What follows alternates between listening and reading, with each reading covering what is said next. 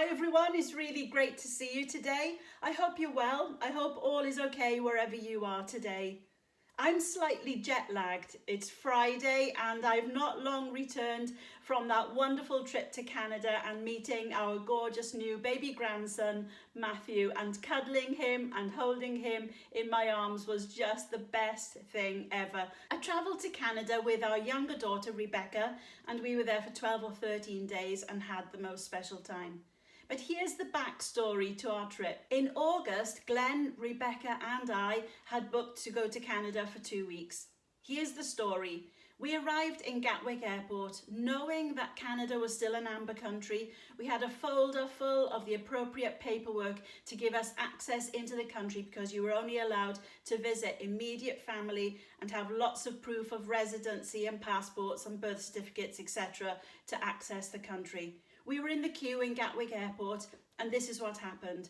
Glenn and I were told that we could fly, but Rebecca was turned away because a sister is not classed as immediate family. A sister in the paperwork system for the government at that time was classed as extended family. Can you imagine the distress and the sadness and the disappointment when Rebecca was turned away?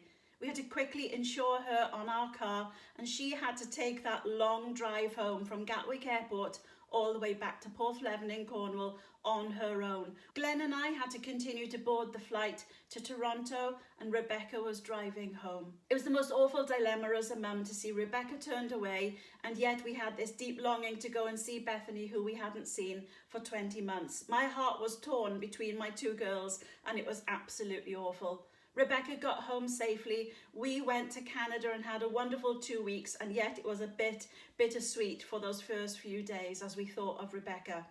However, you whiz the clock forward a couple of months and this is what happened. Instead of travelling in August, where Bethany would have just been pregnant and expecting a baby, Rebecca was able to reschedule her flight and come with me in November and meet her nephew. Her first trip to Canada, meeting her baby nephew with picturesque snowy scenes all around us and seeing her sister who she hasn't seen for 21 months. Oh, what happiness and joy that was. But here's the thing, in August she was rejected and turned away. And yet it all turned out for good in the end. Do you know what? Not all rejection in our lives is bad. It doesn't always have the most dreadful of outcomes. Sometimes rejection is simply like redirection, isn't it? Sometimes something better is in store for us when we are turned away from one thing, when we are spurned from one thing, when we lose one thing.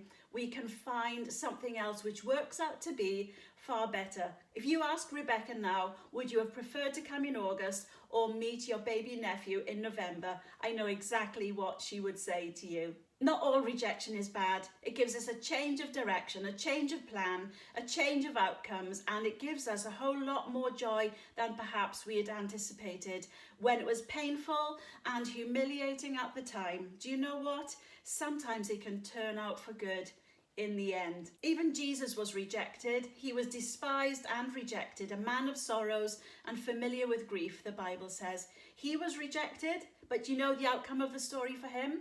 He was rejected and then he was resurrected. We sometimes get rejected too, and it's very painful and it's very hard at the time. But you know, better things are on their way for us sometimes. Have a great day, everyone. Lots of love to you and take care. Bye.